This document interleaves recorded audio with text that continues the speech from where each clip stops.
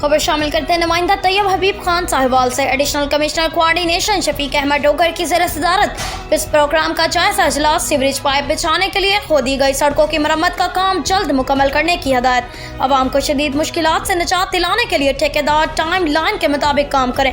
पिस्प हकाम को हदायत। वो यहाँ कमिश्नर ऑफिस में पिस्प प्रोग्राम और म्यूनसिपल कॉरपोरेशन की कारकर्दगी का जायजा इजलास की सदारत कर रहे थे, जिसमें director local government doctor Saifullah, chief officer corporation Ishfaq Ahmed और पिस्प प्रोग्राम के सिटी मैनेजर मोहम्मद असजद खान समेत मुतल्लिका अफसरान ने शिरकत की।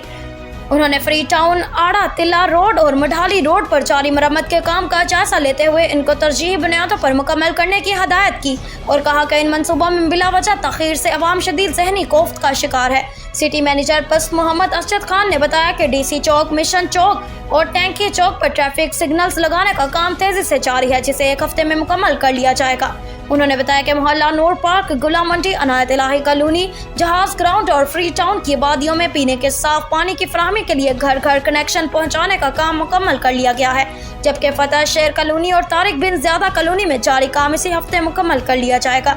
Additional commissioner coordination Shafiq Ahmed Dogar ने नए नस्ब होने वाले ट्यूबवेल्स को भी ज़रूरत के मुताबिक चलाने की हिदायत की।